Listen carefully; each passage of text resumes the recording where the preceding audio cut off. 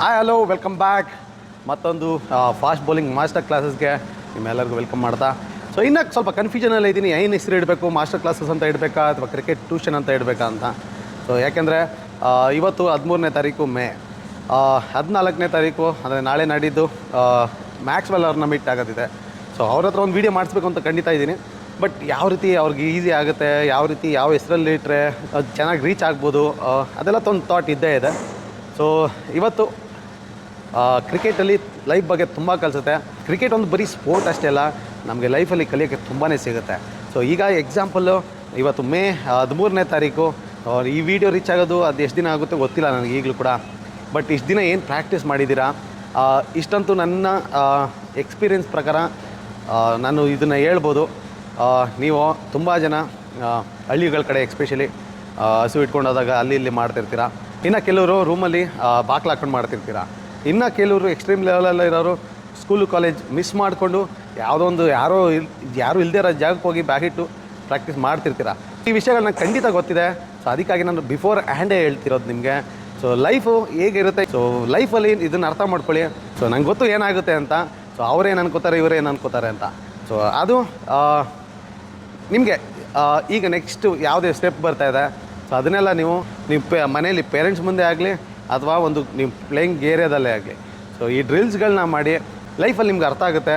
ಅಕ್ಕಪಕ್ಕ ಸುಮ್ಮನೆ ಗೊತ್ತಿಲ್ಲದೆ ಮಾತಾಡೋರ ಬಗ್ಗೆ ಇಮ್ಯಾಜಿನ್ ಮಾಡ್ಕೊಳ್ಳಿ. ನೀವು ಕಲಿಬೇಕಾದ್ರೆ ಇಷ್ಟೊಂದು ಪ್ರೆಷರು ಇವ್ರು ಏನಂತಾರೆ ಅನ್ನೋದೆಲ್ಲ ಯೋಚನೆ ಮಾಡ್ತಾಯಿದ್ರೆ ಮುಂದೊಂದು ದಿನ ನೀವು IPL ಅಥವಾ ಇಂಡಿಯಾನ ಅಷ್ಟೊಂದು ಜನಗಳ ಮುಂದೆ ಆಡಬೇಕು ಅಂದರೆ ಎಷ್ಟು ಪ್ರೆಷರ್ ಇರ್ಬೋದು. ಸೊ ಕ್ರಿಟಿಸಿಸಮ್ ಎಷ್ಟು ತೊಗೋಬೇಕಾಗುತ್ತೆ. ಸೊ ಅದೆಲ್ಲ ಈಗಲಿಂದನೇ ಸ್ಟಾರ್ಟ್ ಆಗಬೇಕು. ಹಾಗೆ ನಿಮ್ಗೆ ಅರ್ಥ ಆಗಬೇಕು ಆದಷ್ಟು ಬೇಗ. ಸೊ ಅಕ್ಕಪಕ್ಕ ಮಾತಾಡೋರು ಇದ್ದೇ ಇರ್ತಾರೆ. ಸೊ ಅದನ್ನು ಓವರ್ಕಮ್ ಮಾಡೋದು ಹೇಗೆ, ಸೊ ಓವರ್ಕಮ್ ಮಾಡೋದು ಹೇಗೆ ಅಂದರೆ ನೀವು ಮಾಡಿ ಇವೆಲ್ಲ ಇಮ್ಯಾಜಿನರಿ ಡ್ರಿಲ್ಸು ಮತ್ತು ಬಯೋಮೆಕ್ಯಾನಿಕ್ ಡ್ರಿಲ್ಸ್ಗಳು. ಸುಮ್ಮನೆ ಇದ್ರ ಬಗ್ಗೆ ಐಡಿಯಾ ಇಲ್ಲದೆ ಇರೋರು ನೋಡಿದಾಗ ಏನು ಈ ಥರ ಹುಚ್ಚಿನ ಥರ ಮಾಡ್ತಿದ್ದಾನೆ, ಏನು ಆಗ್ತಿದೆ ಅಂತ ಎಲ್ಲ ಮಾತಾಡೋದು ಕಾಮನ್. ಅದು ಅಕ್ಕಪಕ್ಕ ಮಾತಾಡೋರು ಕೆಟ್ಟವರು ಅಂತ ನಾನು ಹೇಳ್ತಿಲ್ಲ. ಸೊ ಅವ್ರಿಗೆ ಐಡಿಯಾ ಇರೋಲ್ಲ ನೀವೇನು ಮಾಡ್ತಿದ್ದೀರಾ ಅಂತ. ಸೊ ಅಲ್ಲಿ ಪರ್ಪಸ್ ಇರೋಲ್ಲ. ಸೊ ಸ್ಟಾರ್ಟಿಂಗಲ್ಲಿ ಹಾಗೆ ಮಾತಾಡ್ತಾರೆ ಜನ. ಹ್ಯೂಮನ್ ನೇಚರ್ ಅದು, ಇನ್ಕ್ಲೂಡಿಂಗ್ ನಾನು ಅಥವಾ ನೀವಾಗಲಿ. ಏನಾದ್ರು ಗೊತ್ತಿಲ್ಲದೆ ಇರೋದು, ಯಾರಾದ್ರು ಏನೋ ಮಾಡ್ತಿದ್ದಾರೆ ಅಂದರೆ ಒಂದು ಸೆನ್ಸ್ ಆಗೋದು, ಏನು ಮಾಡ್ತಿದ್ದಾನೆ ಅನ್ನೋದು ಒಂದು ಕ್ವಶನ್ ಬರೋದು ಖಂಡಿತ ಇದ್ದೇ ಇರುತ್ತೆ. ಸೊ ಇದು ಹ್ಯೂಮನ್ಲಿ ಕಾಮನ್ ಎರರ್ ಇದು. ಸೊ ಇದ್ರ ಬಗ್ಗೆ ತಿಳ್ಕೊಂಡಿರೋರು ಸೊ ತಿಳ್ಕೊತಾರೆ. ಸ್ಟಾರ್ಟಿಂಗ್ ಆ ರೀತಿ ಹೇಳಿದ್ರು ಕೂಡ ನೀವು 2 ತಿಂಗಳು 3 ತಿಂಗಳು ಅದನ್ನ ಪ್ರಾಕ್ಟೀಸ್ ಮಾಡಬೇಕಾದ್ರೆ ಅವರೇ ನಿಮ್ಮಿಂದ ಇನ್ಸ್ಪೈರ್ ಆಗ್ತಾರೆ. ನೀವು ಧೈರ್ಯ ಮಾಡಲೇಬೇಕು. ನೀವು ಧೈರ್ಯ ಮಾಡಲಿಲ್ಲ, ಇವಾಗ ಧೈರ್ಯ ಮಾಡಲಿಲ್ಲ ಅಂದರೆ ನೀವು ಯಾವತ್ತು ಮಾಡೋಕ್ಕಾಗುತ್ತೆ ಹೇಳಿ. ಸ್ಟಾರ್ಟಿಂಗಲ್ಲಿ ನಮ್ಮ ಅಕ್ಕಪಕ್ಕ ನಮ್ಗೆ ಗೊತ್ತಿರೋರೆ ನಮಗೆ ಟಾಂಟ್ ಮಾಡೋದು ಅದೆಲ್ಲ ಕಾಮನ್ನು ಲೈಫಲ್ಲಿ. ಸೊ ಏನಕ್ಕೂ ಭಯ ಬೀಳಬೇಡಿ. ನೀವು ಕನ್ಸಿಸ್ಟೆಂಟಾಗಿ ಎಫರ್ಟ್ ಹಾಕಿ. ಸೊ ನೀವು ಇನ್ಸ್ಪೈರ್ ಮಾಡೋದ್ರಲ್ಲಿ ಏನು ಡೌಟೇ ಇಲ್ಲ. 6 ಗಂಟೆ ಆಯಿತು, ಆನ್ಲೈನ್ ಕ್ರಿಕೆಟ್ ಕೋಚಿಂಗ್ ಸ್ಟಾರ್ಟ್ ಆಯಿತು. ರೆಡಿನಾ?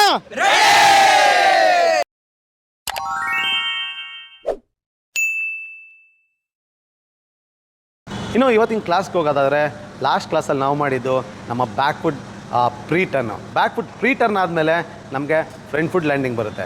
ಇಲ್ಲಿ ನೀವು ತುಂಬ ಕ್ಲಿಯರಾಗಿ ತಿಳ್ಕೊಬೇಕಾಗುತ್ತೆ. ನಾವು ಇನ್ನು ಲೋವರ್ ಬಾಡಿಯಲ್ಲೇ ಇದ್ದೀವಿ, ನಮ್ಗೆ ಅಪ್ಪರ್ ಬಾಡಿ ಆ್ಯಡ್ ಮಾಡೇ ಇಲ್ಲ.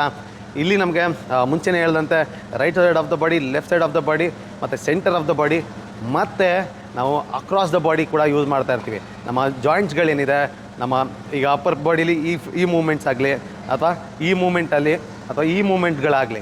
ಸೊ ಇಲ್ಲಿ ಅಕ್ರಾಸ್ ಕೂಡ ಇರುತ್ತೆ. ಇಲ್ಲಿ ಈ ಶೋಲ್ಡರ್ ಲೈನಿಂದ ಈ ಹಿಪ್ ಲೈನು ಅಥವಾ ಈ ಶೋಲ್ಡರಿಂದ ಈ ಹಿಪ್ ಲೈನು ಅಕ್ರಾಸ್ ಕೂಡ ವರ್ಕ್ ಮಾಡಬೇಕಾಗುತ್ತೆ ಒಂದು ಫಾಸ್ಟ್ ಬೌಲಿಂಗ್ ಅಂತ ಬಂದಾಗ. ಸೊ ಅದಕ್ಕೆ ನಮ್ಮ ಕ್ರಿಕೆಟು ಅಷ್ಟೊಂದು ಯೂನೀಕು, ಅಷ್ಟೇ ಇಂಟ್ರೆಸ್ಟಿಂಗ್ ಕೂಡ. ಎಲ್ಲರೂ ಕಲಿಬೋದು. ಕನ್ಸಿಸ್ಟೆಂಟ್ ಎಫರ್ಟ್ ಹಾಕಿದ್ರೆ ನಮಗೆ ಲೈಫಲ್ಲಿ ಸಕ್ಸಸ್ ಖಂಡಿತ ಸಿಗುತ್ತೆ. ಸೊ ಡಿಫ್ರೆಂಟ್ ರೂಟ್ಸ್ಗಳಿರುತ್ತೆ ಅಷ್ಟೇ ನಮಗೆಲ್ಲ. ಸೊ ನಾವೆಲ್ಲ ಬೇಸಿಕ್ ಲೆವೆಲಿಂದ ಕಲ್ತ್ಕೊಬಂದರೆ ಈಗ ನಮಗೆ ಮುಂದೆ ಹೋಗ್ತಾ ಈಸಿ ಆಗುತ್ತೆ. ನನಗೆ ಗೊತ್ತು ತುಂಬ ಜನ ಕೋಚಸ್ಗಳು ಕೂಡ ಇದನ್ನೆಲ್ಲ ನೋಡ್ತಿದ್ದೀರಾ, ಅಬ್ಸರ್ವ್ ಮಾಡ್ತಿದ್ದೀರಾ ಅಂತ. ಸೊ ಖಂಡಿತ ಪಿಕ್ ಮಾಡಿ. ಇಲ್ಲಿ ನೀವು ಅಪ್ಡೇಟ್ ಆಗಬೇಕಾಗುತ್ತೆ. ಕೆಲವೊಂದು ಕೋಚಸ್ಗಳು ಮುಂದೆ ಹೋಗ್ತಾ ನಾವು ಏನೇನು ತಪ್ಪು ಮಾಡ್ತೀವಿ ಆ್ಯಸ್ ಅ ಕೋಚಸ್ಗಳು, ನಾವೇ ಏನೇನು ತಪ್ಪು ಮಾಡ್ತಿದ್ವಿ ಮಕ್ಕಳಿಗೆ ಟ್ರೈನ್ ಮಾಡಬೇಕಾದ್ರೆ ಒಂದು 5 ವರ್ಷದ ಹಿಂದೆ ನಾನು ಮಾಡಿರೋ ತಪ್ಪನ್ನ ನಾನು ಸರಿ ಮಾಡ್ಕೊಂಡಿದ್ದೀನಿ. ಸೊ ಹಾಗೆ ನೀವುಗಳು ಕೂಡ ಒಂದೊಂದು ಪಾಯಿಂಟ್ಗಳು ಕೂಡ ಸೊ ನಿಮಗೆ ಆ್ಯಡ್ ಮಾಡ್ತಾ ಹೋಗುತ್ತೆ. 10 ವರ್ಷದಿಂದ ಏನಿತ್ತು ಕ್ರಿಕೆಟು ಅದು ಬೇರೆ ಇದೆ, ಇವಾಗಿನ ಕ್ರಿಕೆಟೇ ಬೇರೆ ಇದೆ. ಹಾಗೆ ಫ್ಯೂಚರಲ್ಲಿ ನೆಕ್ಸ್ಟು 10 ಇಯರ್ಸಲ್ಲಿ ಕ್ರಿಕೆಟ್ ಡೈನಾಮಿಕ್ಸೇ ಚೇಂಜ್ ಆಗುತ್ತೆ. ಆ್ಯಸ್ ಅ ಕೋಚಸ್ ನಾವುಗಳು ಕೂಡ ಡೇ ಟು ಡೇ ಅಪ್ಡೇಟ್ ಆಗಲಿಲ್ಲ ಅಂದರೆ ತುಂಬ ಕಷ್ಟ ಆಗೋಗುತ್ತೆ ಕಮ್ಮಿಂಗ್ ಅಪ್ಪಲ್ಲಿ. ಸೊ ನನಗೊತ್ತು ತುಂಬ ಜನ ಯಂಗ್ ಕೋಚಸ್ಸು ಅಂದರೆ ಈಗ ಕೋಚಿಂಗ್ನ ಪಿಕಪ್ ಮಾಡ್ತಿರೋರು ನನಗೆ ಗೊತ್ತು. ಫಸ್ಟ್ ಕ್ಲಾಸ್ ಕ್ರಿಕೆಟರ್ಸ್ ಕೂಡ ನಂಗೆ ಚೆನ್ನಾಗಿ ಗೊತ್ತು, ನೀವು ಕೂಡ ನೋಡ್ತಿದ್ದೀರಾ ಅಂತ. Playing is totally different, coaching is totally different. ಈಗ ನೀವು ಈ ಫೇಸ್ಗೆ ಬರ್ತಿರೋದ್ರಿಂದ ನಿಮಗೂ ಕೂಡ ಹೆಲ್ಪ್ ಆಗುತ್ತೆ. ಸೊ ಸ್ಟೆಪ್ ಬೈ ಸ್ಟೆಪ್ ಆಗಿ ಹೋಗ್ತಾ ಇರೋಣ. ಸೊ ಎಸ್ಪೆಷಲಿ ಬೌಲಿಂಗ್ ಆರ್ಮ್ಗೆ ಅಂತ ಬಂದಾಗ ತುಂಬ ಮಿಸ್ಟೇಕ್ಗಳು ನಾವುಗಳು ಮಾಡಿದ್ದೀವಿ ಕೋಚಸ್ಸು. ಸೊ ಅದನ್ನು ಸರಿ ಮಾಡೋಣ. ಕ್ರಿಕೆಟಲ್ಲಿ ಕಾಂಪ್ಲಿಕೇಟೆಡ್ ವಿಷಯಗಳನ್ನ ಸಿಂಪಲಾಗಿ ಹೇಳ್ಕೊಡೋದು ನನ್ನ ಎಕ್ಸ್ಪರ್ಟೀಸು, ಕಲಿಯೋದು ಬಿಡೋದು ನಿಮಗೆ ಬಿಟ್ಟಿದ್ದು. ಸೊ ಇಲ್ಲಿ ಈಗೋ ಬೇಡ. ಒಬ್ಬ ಇಂಟ್ರೆಸ್ಟೆಡ್ ಸ್ಟೂಡೆಂಟ್ ಕಲಿಸಿದ್ರೆ ಅವನೊಬ್ಬ ಮಾತ್ರ ಕಲಿತಾನೆ, ಆದರೆ ಒಬ್ಬ ಇಂಟ್ರೆಸ್ಟೆಡ್ ಕೋಚ್ಗೆ ಕಲಿಸಿದ್ರೆ ಸಾವಿರಾರು ಮಕ್ಳಿಗೆ ಕಲಿಸ್ತಾನೆ. ಸೊ ಅದು ಒಂದು ಕೋಚ್ಗಿರೋ ಪವರು. ಕ್ವಿಕ್ಲಿ ಇವತ್ತು ನಮ್ಮ ಟ್ರೈನಿಂಗ್ಗೆ ಹೋಗೋಣ. ಪ್ರೀ ಟರ್ನ್ ಆದಮೇಲೆ ಈಗ ಬರ್ತಿರೋದು front foot landing. Over the years ಅಷ್ಟೊಂದು ಜಾಸ್ತಿ ತಲೆ ಕೆಡಿಸ್ಕೊತಿರ್ಲಿಲ್ಲ. ಈಗ ಟೆಕ್ನಾಲಜಿ ಇದೆ, ಮತ್ತು ಬಯೋಮೆಕ್ಯಾನಿಕ್ಸ್ ವರ್ಕಿಂಗ್ ಮೆಥಡ್ಸ್ಗಳಿದೆ, ಹಾಗೆ ತುಂಬ ರಿಸರ್ಚ್ಗಳು ನಡೀತಾ ಇರುತ್ತೆ. ಸೊ ನಮ್ಮ ಆ ಗೇಮ್ನ ನೆಕ್ಸ್ಟ್ ಲೆವೆಲ್ ತೊಗೊಳೋದಕ್ಕೆ ಅಥವಾ ಲರ್ನಿಂಗ್ನ ಎಷ್ಟು ಈಸಿ ಮಾಡಬೇಕು ಅನ್ನೋ ಇದರಲ್ಲಿ. ಸೊ ಬಯೋಮೆಕ್ಯಾನಿಕ್ಸು ತುಂಬ ರಿಸರ್ಚ್ಗಳು ನಡೀತಿದೆ. ಸೊ ನೀವು ನೋಡಿರ್ಬೋದು, ಫ್ರಂಟ್ ಫುಟ್ ಬ್ರೇಸ್ಟ್ ಅಂತಾರೆ. ಸೊ ಫ್ರಂಟ್ ಫುಟ್ಟು ಸ್ಟ್ರೈಟ್ ಆಗಿರಬೇಕು ಅಂತ. ಸೊ ಕೆಲವು ಫಾಸ್ಟ್ ಬೌಲರ್ಸ್ ಈಗೂ ಇದ್ದಾರೆ, ಸ್ವಲ್ಪ ಬೆಂಡ್ ಆದರೂ ಕೂಡ ಅವರು ಎಫೆಕ್ಟಿವ್ ಆಗಿ ಫಾಸ್ಟ್ ಬೌಲಿಂಗ್ ಆಗ್ತಾರೆ. ಸೊ ಇಲ್ಲಿ ಸ್ಟ್ರೈಟಾಗಿ ಇಡೋದು ಒಂದು ಬೇಸಿಕ್ ಆದರೆ, ಇನ್ನು ಬೆಂಡ್ ಆಗೋದು ಸ್ವಲ್ಪ ಕಾಮನ್ ಇದ್ದೇ ಇರುತ್ತೆ. ಅಗೇನ್ ಮತ್ತೆ ನಮ್ಮ ಕಾಲ ಮೇಲೆ ಎಷ್ಟು ಪವರ್ ಇದೆ ಅನ್ನೋದ್ರ ಮೇಲೆ ಡಿಪೆಂಡ್ ಆಗುತ್ತೆ. ಫ್ರಂಟ್ ಫುಟ್ ಬಗ್ಗೆ ತಿಳ್ಕೊತಾ ಇದ್ದೀವಿ. ಇನ್ಫ್ಯಾಕ್ಟ್ ನಮ್ಮ ರಿಲೀಸ್ ಪಾಯಿಂಟ್ ಕೂಡ ಸೊ ಫ್ರಂಟ್ ಫುಟ್ ರಿಲೇಟೆಡೇ ಇರುತ್ತೆ. ಸೊ ಇದು ಎಲ್ಲ ಇಂಟರ್ಲಿಂಕ್ಟು. ಸೊ ಅದಕ್ಕಾಗಿ ನಿಮಗೆ ಸ್ಟೆಪ್ ಬೈ ಸ್ಟೆಪ್ ಆಗಿ ಕಲಿಸ್ತಿರೋದು. ಸೊ ಫಸ್ಟು ನಾವು ಬೌಲಿಂಗ್ ಆರ್ಮ್ಗೆ ಮತ್ತು ರಿಲೀಸ್ಗೆ ಹೋದಾಗ ಅಲೈನ್ಮೆಂಟ್ ಬಗ್ಗೆ, ಫ್ರಂಟ್ ಫುಟ್ ಅಲೈನ್ಮೆಂಟ್ ಬಗ್ಗೆ ತಿಳ್ಕೊಳ್ಳೋಣ. ಬೇಸಿಕ್ ಏನು ಹೇಳುತ್ತೆ ಬಯೋಮೆಕ್ಯಾನಿಕ್ ಡಿವೈಸು ನಮ್ಮ ಫ್ರಂಟ್ ಫುಟ್ ಲ್ಯಾಂಡಿಂಗು ಹೇಗಿರಬೇಕು ಅಂತ. ಫ್ರಂಟ್ ಫುಟ್ಟಲ್ಲಿ ಮೇನ್ ಅಬ್ಜೆಕ್ಟಿವ್ ಏನಂದರೆ ನಮ್ಮ ಕಾಲು ಸ್ಟ್ರೈಟ್ ಆಗಿರಬೇಕು ಅಂತ. ಸೊ ಕಾಲು ಸ್ಟ್ರೈಟ್ ಆಗಿರೋಕ್ಕೆ ಏನು ಮಾಡಬೇಕು ಅಂದರೆ, ಫಸ್ಟ್ ಥಿಂಗ್ ಅಂದರೆ ನಮ್ಮ ಆ ಲ್ಯಾಂಡಿಂಗು ಈಲ್ ಟು ಈಲ್ ಇರಬೇಕು, ಟೋ ಟು ಟೋ ಅಲ್ಲ. ಟೋ ನೀವು ಅಬ್ಸರ್ವ್ ಮಾಡ್ಬೋದು, ನಾನು ಟೋ ಲ್ಯಾಂಡ್ ಮಾಡಿದಕ್ಕೆ ನಾನು ನೀ ಬೆಂಡ್ ಆಯಿತು. ಅದೇ ನಾನು ಈಲಲ್ಲಿ ಲ್ಯಾಂಡ್ ಆಗ್ತಿದ್ದಂಗೆ ನನ್ನ ಕಾಲು ಸ್ಟ್ರೈಟ್ ಆಗುತ್ತೆ. ಸೊ ಪೊಸಿಷನ್ ಹೇಗಿರಬೇಕು ಅಂದರೆ, ಸೊ ಇದನ್ನು ಈ ರೀತಿ ಒಂದು ಪೊಸಿಷನ್ ಬರುತ್ತೆ, ಎಸ್ಪೆಷಲಿ ಫಾಸ್ಟ್ ಬೌಲಿಂಗ್ ಅಂತ ಬಂದಾಗ. ಸೊ ಇಲ್ಲಿ ಡ್ರಾಪ್ ಮಾಡಿದಾಗ ನಾನು ಅಪ್ಪರ್ ಬಾಡಿ ನೋಡ್ಬೋದು. ಸೊ ಇದನ್ನು ಪೆಲ್ವಿಕ್ ಫ್ಲೆಕ್ಸರ್ ಅಂತಾರೆ. ಸೊ ಇದನ್ನು ಫ್ಲೆಕ್ಸ್ ಮಾಡೋದಕ್ಕೆ ನನಗೆ ಅಲ್ಲಿ ಸ್ಟೆಬಿಲಿಟಿ ಬೇಕಿಲ್ಲ ನನಗೆ. ಸೊ ಇದು ಕಾಲ್ ಸ್ಟ್ರೈಟ್ ಇಲ್ಲ ಅಂದರೆ ಇಲ್ಲಿ ನೋಡ್ಬೋದು, ನಾನು ಪೆಲ್ವಿಕ್ ಫ್ಲೆಕ್ಸರ್ ಬೆಂಡ್ ಮಾಡ್ತಿದ್ದಂಗೆ ನನಗೆ ಇಲ್ಲಿ ಮೊಮೆಂಟಮ್ ಎಲ್ಲ ಕೆಳಗಡೆ ಹೋಗುತ್ತೆ. ಸೊ ಇಲ್ಲಿ ನನಗೆ ಫಾಸ್ಟ್ ಬೌಲಿಂಗ್ ಹಾಕೋದು ಕಷ್ಟ ಆಗುತ್ತೆ. ಸೊ ಅದಕ್ಕಾಗಿ ನಮಗೆ ಗ್ರೌಂಡಲ್ಲಿ ಬೇಸ್ ಇರೋದು ತುಂಬಾ ಇಂಪಾರ್ಟೆಂಟ್ ಆಗುತ್ತೆ. ಅದಕ್ಕೆ ಈ ಕಾಲನ್ನ ಸ್ಟ್ರೈಟ್ ಮಾಡೋಕ್ಕೆ ಹೇಳ್ತಾರೆ. ಸೊ ಆ ಸ್ಟ್ರೈಟ್ ಮಾಡೋದು ಅಷ್ಟು ಈಸಿ ಅಲ್ಲ. ಸೊ ನಮಗೆ ಪೆಲ್ವಿಕ್ ಫ್ಲೆಕ್ಸರ್ನ ಬೆಂಡ್ ಮಾಡೋದಕ್ಕೆ, ಮೂವ್ಮೆಂಟ್ ಮಾಡೋದಕ್ಕೆ ನಮಗೆ ಇಲ್ಲಿ ನೀ ಸ್ಟ್ರೈಟ್ ಇರೋದು ಇಂಪಾರ್ಟೆಂಟ್ ಆಗುತ್ತೆ. ಸೊ ಇದನ್ನು ಸ್ಟ್ರೈಟ್ ಅವೇ ಒಂದೇ ದಿನಕ್ಕೆ ಬರೋದಿಲ್ಲ. ಎಸ್ಪೆಷಲಿ ನೀವು ಬೌಲಿಂಗ್ ಮಾಡ್ತಿದ್ದೀರಾ, ಆಲ್ರೆಡಿ ನೀವು ರನ್ನಪ್ಪಲ್ಲಿ ಬೌಲಿಂಗ್ ಆಡ್ತಿದ್ದೀರಾ ಅಂದರೆ ಇದನ್ನೆಲ್ಲ ಟ್ರೈ ಮಾಡಿದ್ರೆ ಇಂಜುರಿ ಚಾನ್ಸಸ್ ಜಾಸ್ತಿ ಆಗುತ್ತೆ. ಸೊ ನಾನು ಹೇಳೋದು, ಈಗೇನು 14-15 ವರ್ಷ ಇದ್ದೀರಾ, ತುಂಬ ಕಂಪ್ಲೀಟ್ ಬೌಲಿಂಗೇ ಸರಿ ಇಲ್ಲ ಅನ್ನೋ ಕಾರಣಕ್ಕೆ ಒಂದು 6 ತಿಂಗಳು ಬರೀ ಇವನೇ ಮಾಡಿ, ಅದಾದಮೇಲೆ ನಿಮಗೆ ಏನು ಮಾಡಬೇಕು ಅಂತ ಹೇಳ್ತೀನಿ. ಸೊ ಅರ್ಜೆಂಟ್ ಮಾಡಿಕೊಂಡು ಮುಂದೆ ಹೋಗ್ತಾ ಇಂಜುರಿ ವೈಸ್ ಮತ್ತೆ ಡ್ರಾಪ್ ಆಗ್ತೀವಿ, ಮತ್ತೆ ಹೋಗ್ಬೇಕಾಗತ್ತೆ, ಮತ್ತೆ ಡ್ರಾಪ್ ಆಗ್ತೀವಿ, ಅಲ್ಲಲ್ಲೇ ಇರ್ತೀವಿ. ಸೊ ಅದಕ್ಕಾಗಿ ಸೊ ಗ್ರೌಂಡ್ ಲೆವೆಲಿಂದ ಹೋಗೋಣ, ಸ್ವಲ್ಪ ದೂರ ಆದರೂ ಪರವಾಗಿಲ್ಲ, ನಮ್ಮ ಡೆಸ್ಟಿನೇಷನ್ ರೀಚ್ ಆಗೋಣ. ಸೊ ಇಲ್ಲಿ ನಾನು ಕಾಲನ್ನ ಸ್ಟ್ರೈಟ್ ಇಡಬೇಕು ಅಥವಾ ಈಲ್ ಟು ಇಲ್ಲಿ ಇರಬೇಕು ಅಂದರೆ ನಾನು ಇಲ್ಲಿ ಬಾಡಿ ಅಲೈನ್ಮೆಂಟ್ ಏನು ಮಾಡಿದ್ವಿ. ಸೊ ಇಲ್ಲಿಂದ ನಾವು ಫ್ರಂಟ್ ಫುಟ್ನ ತಂದಿದ್ವಿ. ನಾನು ಫ್ರಂಟ್ ಫುಟ್ ನೋಡ್ಬೋದು, ಬೆಂಡ್ ಏನಕ್ಕೆ ಇರಬೇಕು ಅಂತ ಹೇಳಿದೆ ಅಂದರೆ, ಸೊ ಇಲ್ಲಿ ನಾನು ಕಾಲನ್ನ ಸ್ಟ್ರೈಟ್ ಇಟ್ಕೊಂಡು ಸ್ಟ್ರೈಟ್ ಹಾಕೋಕ್ಕಾಗಲ್ಲ. ಸೊ ಅದು ಮೊಮೆಂಟಮ್ ಸಿಗೋಲ್ಲ, ಹಿಂಗೆಲ್ಲ ಹಾಕೋಕ್ಕಾಗಲ್ಲ ಅಲ್ಲಿ, ಆಯಿತಾ. ಸೊ ಅದಕ್ಕಾಗಿ ಬೆಂಟ್ ಇದ್ದರೆ ನಾನು ಇಲ್ಲಿ ಸ್ಟ್ರೆಚ್ ಮಾಡೋ ಚಾನ್ಸ್ ಸಿಗುತ್ತೆ, ಆಗ ಬ್ಲಾಕ್ ಮಾಡ್ಬೋದು. ಔಟ್, ಕ್ರ್ಯಾಂಪ್ ಆಗೋಯ್ತು. ಸೊ ನಮಗೆ ಆಫರ್ ಮಾಡೋಂಥದ್ದು, ನಮಗೆ ಇಲ್ಲಿಂದ ಲಿಫ್ಟ್ ಮಾಡಿರ್ತೀವಿ, ಇಲ್ಲಿ ಸ್ಟ್ರೆಚ್ ಮಾಡೋದಕ್ಕೆ ಈಸಿ ಆಗುತ್ತೆ. ಇನ್ಸ್ಟೆಡ್ ಆಫ್ ಈ ಕಾಲು ಹಿಂಗೆ ಹೋಗೋದ್ರಿಂದ, ಹಿಂಗೆ ಹೋಗೋದ್ರಿಂದ ಬಾಡಿ ಫಾಲ್ ಆಗೋದಂತೂ ಅಷ್ಟೊಂದು ಕಂಟ್ರೋಲ್ ಸಿಗೋಲ್ಲ. ಸೊ ಅಷ್ಟು ಈಸಿ ಅಲ್ಲ ಅದು, ಹಿಂಗೆ ಕಾಲು ಸ್ಟ್ರೈಟ್ ಇಟ್ಕೊಂಡು ಸ್ಟ್ರೈಟ್ ಹಾಕೋದು. ಸೊ ಕ್ರ್ಯಾಂಪ್ ಆಗ್ತಿದೆ, ಸಾಲ್ಟ್ ವಾಟರ್ ಇದ್ದರೆ ಸರಿ ಹೋಗ್ತಿತ್ತು. No problem, just push. Okay, front foot ನಾವು ಲಿಫ್ಟ್ ಮಾಡಿದ್ರೆ ನಮಗೆ ಜಾಸ್ತಿ ಎಫೆಕ್ಟಿವ್ ಆಗಿ ನಾವು ಫ್ರಂಟ್ ಫುಟ್ ಲ್ಯಾಂಡಿಂಗ್ನ ಮಾಡ್ಬೋದು. ಸೊ ಇಲ್ಲಿ ನೋಡ್ಬೋದು ನೀವು, ಗೆತ್ತಿ ಎಡಿಟಿಂಗಲ್ಲಿ ಫುಲ್ ಕೆಲಸ ಇರುತ್ತೆ.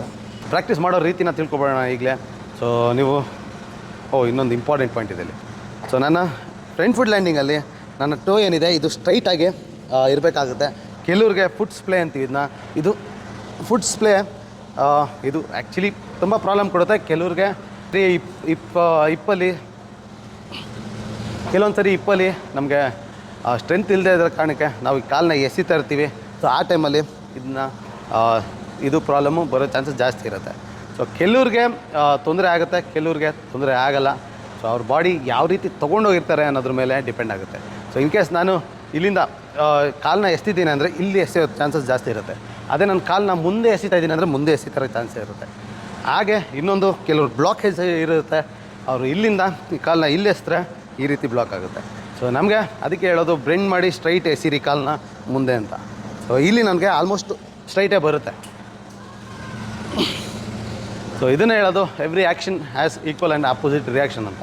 ಸೊ ನಾನು ಕಾಲನ್ನ ಹಿಂಗೆ ಎಸ್ರೆ ಇಲ್ಲಿ ಬ್ಲಾಕ್ ಮಾಡ್ತೀನಿ, ಹಾಗೆ ನಾನು ಇಲ್ಲಿಂದ ಹಿಂಗೆ ಎಸ್ರೆ ಇಲ್ಲಿ ಬ್ಲಾಕ್ ಆಗ್ತೀನಿ. ಸೊ ಕಾಲನ್ನ ಮೇಲೆತ್ತಿ ಸ್ಟ್ರೈಟ್ ಎಸೆಯೋದು ಇಂಪಾರ್ಟೆಂಟ್ ಆಗುತ್ತೆ. ಇವಾಗ ಪ್ರಾಕ್ಟೀಸ್ ಮಾಡೋ ರೀತಿಗೆ ಹೋಗ್ಬಿಡೋಣ ಕ್ವಿಕ್ಲಿ. ಸೊ ಪ್ರಾಕ್ಟೀಸ್ ಮಾಡೋದು ಸೈಡ್ ಆನ್ ಬೌಲರ್ಸು, ಮತ್ತು ನೀವು 10 ಸಲ ಮಾಡಬೇಕಾಗತ್ತೆ ಎಲ್ಲ. 1 1 2 3 ನೆಕ್ಸ್ಟ್ ಸ್ಟೆಪ್ಪು 1 2 3 4. ಅಪ್ಪರ್ ಬಾಡಿ ಜಾಸ್ತಿ ತಲೆ ಕೆಡ್ಸ್ಕೊಬೇಡಿ, ಇನ್ನೂ ಹೋಗಿಲ್ಲ ನಾವು. ನೆಕ್ಸ್ಟ್ ಸ್ಟೆಪ್ಪಲ್ಲಿ ಅಪ್ಪರ್ ಬಾಡಿ ಹೋಗೋಣ. ಸೊ ಇವತ್ತಿನ ಚಾಲೆಂಜ್ಗೆ ಹೋಗ್ಬಿಡೋಣ ಕ್ವಿಕ್ಲಿ. ಚಾಲೆಂಜ್ ಏನಂದರೆ ಇಲ್ಲಿ ನಾವು ಸೈಡ್ ಆನ್ ಇದ್ದರು, ಫ್ರೀ ಸೈಡ್ ಆನ್ ಇದ್ದರು ಸ್ವಲ್ಪ ಕಷ್ಟ ಆಗ್ಬೋದು. ಸೊ ನಾವು ಟರ್ನ್ ಮಾಡಿ ಅಷ್ಟೊಂದು ಹೋಲ್ಡ್ ಮಾಡೋದು. ಫ್ರಂಟ್ ಆನ್ ಆ್ಯಕ್ಷನ್ ಅವ್ರಿಗೆ ಸ್ವಲ್ಪ ಈಸಿ ಆಗುತ್ತೆ. ಸೊ ಈ ರೀತಿ front on action anyway end of the day ನಾವು ಫ್ರಂಟ್ ಆನ್ ಆಗ್ತಾ ಇರೋದ್ರಿಂದ ಸೊ ಇದನ್ನು ಈ ಚಾಲೆಂಜ್ನ ನೀವು ಫ್ರಂಟ್ ಆನಿಂದನೇ ಟ್ರೈ ಮಾಡಿ. ಸೊ ಸ್ವಲ್ಪ ಈಸಿ ಆಗುತ್ತೆ. ಸೊ ಇಲ್ಲಿ ಚಾಲೆಂಜ್ ಏನಪ್ಪ ಅಂದರೆ, ನಾನು ಇಲ್ಲಿ ಬೌಲಿಂಗ್ ಪೊಸಿಷನ್ಗೆ ಹೋದಾಗ ಇಲ್ಲಿ ಟೋ ಮೇಲೆ ಇರ್ತೀನಿ.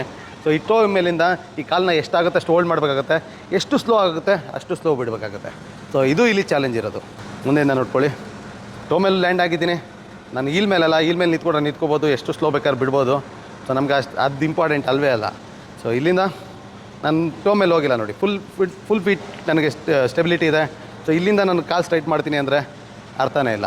ಸೊ ಇಲ್ಲಿ ನನಗೆ ಸ್ಟ್ರೈಡು ಚಿಕ್ಕದಾಗುತ್ತೆ. ಸ್ಟ್ರೈಟ್ ಚಿಕ್ಕದಾದರೆ ನನಗೆ ಆ ಬೇಸ್ ಸಿಗೋಲ್ಲ. ಸೊ ಆ ಬೇಸ್ ಕ್ರಿಯೇಟ್ ಮಾಡೋದಕ್ಕೆ ಆ ಬೇಸ್ ಸಿಗೋಲ್ಲ ನಾನೇನಾದ್ರೆ ಸ್ಟ್ರೈಡು ಚಿಕ್ಕದು ಮಾಡ್ತೇನೆ ಅಂದರೆ. ಸೊ ಸ್ಟ್ರೈಡ್ ಎಷ್ಟಿರಬೇಕು ಅಂತ ನಿಮ್ಮ ಬಾಡಿಗೆ ನಿಮಗೆ ಅರ್ಥ ಆಗಬೇಕು ಅಂದರೆ ನಿಮ್ಗೆ ಇದು ಹೆಲ್ಪ್ ಆಗುತ್ತೆ. ಇನ್ಫ್ಯಾಕ್ಟ್ ನಾನು ಮೆನ್ಷನ್ ಮಾಡಬೇಕಾಯ್ತು ನಮ್ಮ ಬೌಲಿಂಗ್ ಸ್ಟ್ರೈಡ್ ಎಷ್ಟಿರಬೇಕು ಫ್ರಂಟ್ ಫುಟ್ ಲ್ಯಾಂಡಿಂಗ್ ಅಂತ ಬಂದಾಗ.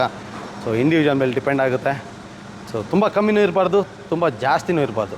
ಯಾವುದೇ ಒಂದು ಫಿಸಿಕಲ್ ಸ್ಪೋರ್ಟ್ಸಲ್ಲಿ ಬಾಡಿ ಪೇನು, ಇಂಜುರೀಸು ತುಂಬ ಕಾಮನ್ನು. ನಮ್ಮ ಕ್ರಿಕೆಟಲ್ಲಿ ಫಸ್ಟ್ ರೂಲೇ ಸೇಫ್ಟಿ ಫಸ್ಟು. ನಿಮ್ಮ ಬಾಡಿಗೆ ನೀವೇ ರೆಸ್ಪಾನ್ಸಿಬಲ್. ವಾರ್ಮಪ್ಪು, ಕೂಲ್ ಡೌನು ಕಂಪಲ್ಸರಿಯಾಗಿ ಮಾಡಿ, ಎಕ್ಸ್ಪೆಷಲಿ ಚಿಕ್ಕ ಮಕ್ಕಳು. ಅದನ್ನು ಡಿಫೈನ್ ಮಾಡ್ಕೊಳ್ಳೋದು ಹೇಗೆ ನಮ್ಮ ಬಾಡಿಗೆ. ಸೊ ಅದನ್ನು ಇಲ್ಲಿ ನಿಮಗೆ ಇದು ಕೂಡ ಒಂದು ಬೆಸ್ಟ್ ಡ್ರಿಲ್ ಆಗುತ್ತೆ. ಅದಕ್ಕೆ ಇಲ್ಲಿ ನಾನು ಫುಲ್ ಕಾಲ್ ಮೇಲಿಲ್ಲ, ನಾನು ಟೋ ಮೇಲೆ ಹೋಗ್ತೀನಿ. ಟೋ ಮೇಲೆ ಹೋಗೋದಕ್ಕೆ ನನ್ನ ಮೊಮೆಂಟಮ್ ಏನಿದೆ ಮುಂದೆ ಶಿಫ್ಟ್ ಆಗ್ತಿದೆ. ಸೊ ಮುಂದೆ ಶಿಫ್ಟ್ ಆಗ್ತಾ ನಾನು ಹೋಲ್ಡ್ ಮಾಡ್ತಾಯಿದ್ದೀನಿ ನನ್ನ ಕಾಲನ್ನ.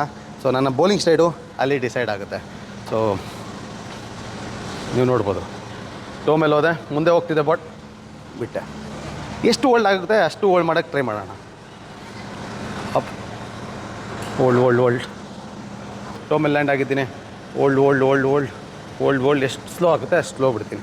ಸೊ ಕಾಲು ನೋಡ್ಬೋದು, ನನ್ನ ಕಾಲು ಸ್ಟ್ರೈಟ್ ಇದೆ, ನನ್ನ ಕಾಲು ಈಗೂ ಬ್ಲಾಕ್ ಆಗಿಲ್ಲ, ಹಾಗೆ ಈಗೂ ಆಚೆ ಹೋಗ್ತಿಲ್ಲ.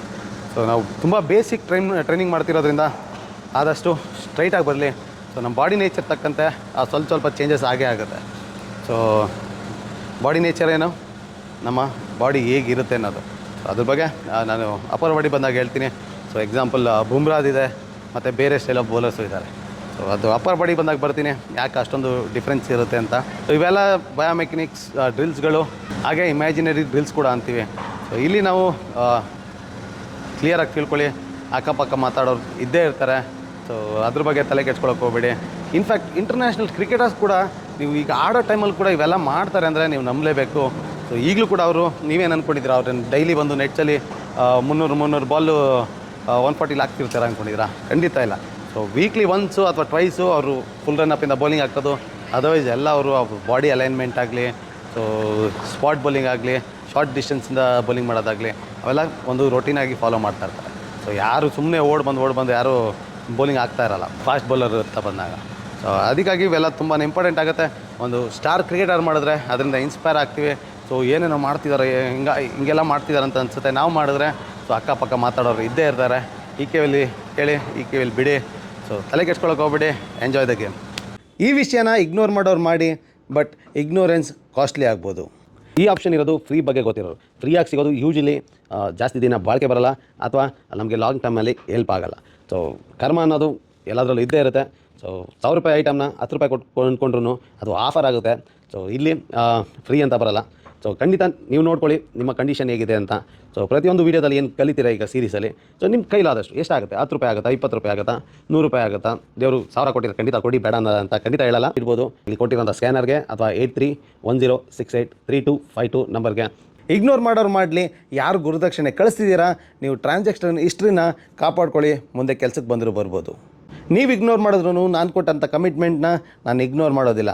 0ಇಂದ ಬ್ಯಾಟಿಂಗ್, ಬೌಲಿಂಗ್, ಹಾಗೆ 0ಇಂದ ಇಂಡಿಯಾ ಆಡೋವರೆಗೂ ಯಾವ್ಯಾವ ಸ್ಟೆಪ್ಗಳಿದೆ ಅದ್ರ ಬಗ್ಗೆ ಎಲ್ಲ ಒಂದು ವೀಡಿಯೋ ಸೀರೀಸ್ನ ಕೊಡ್ತೀನಿ ಅಂತ ಹೇಳಿದೆ, ಅದನ್ನು ಕಂಪ್ಲೀಟ್ ಮಾಡೇ ಮಾಡ್ತೀನಿ.